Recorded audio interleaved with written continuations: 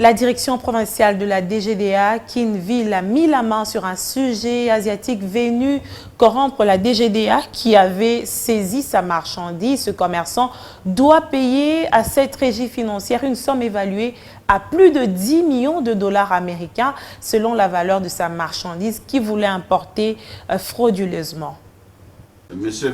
La main dans le sac, alors qu'il croyait prendre, il est pris. Le récit est une affaire de fraude dont un ressortissant indien est coupable.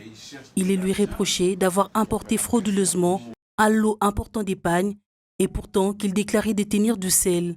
Devant sa ruse, la douane saisit sa marchandise et s'ensuit des menaces. Le commerçant zélé intime l'ordre au service de la DGDA de libérer sa marchandise. La douane ne cède pas à l'intimidation. Vous voyez un lot important. L'évaluation des droits faite, c'est plus ou moins 1 million 800 quelques, 900 quelques mille dollars. Des droits. Les pénalités au minimum d'une fois, c'est plus ou moins 8 millions et quelques. Dans l'ensemble, ça fait 10 millions de dollars.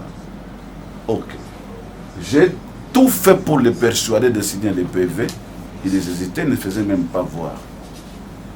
N'ayant obtenu gain de cause et refusant de payer le 10 millions de dollars américains taxés par la douane, l'homme d'affaires tente en vain de corrompre la direction de Kinshasa-Ville avec une somme de 450 000 dollars. Le piège se referme sur lui. Interpellé, la police judiciaire saisit du dossier et passe à l'arrestation du délinquant. Il a amené 400 avec la promesse de le ramener. La différence, c'est vendredi. Mais qu'on décèle l'entrepôt, ses dépôts. On a avec les DG qui suivaient aussi déjà les dossiers. En collaboration, c'est avec la police judiciaire. Ah, d'accord. Oui, c'est les généraux. Les généraux Iguaké. Enchanté. Okay. Merci. Aux arrêts, la justice devra instruire l'affaire.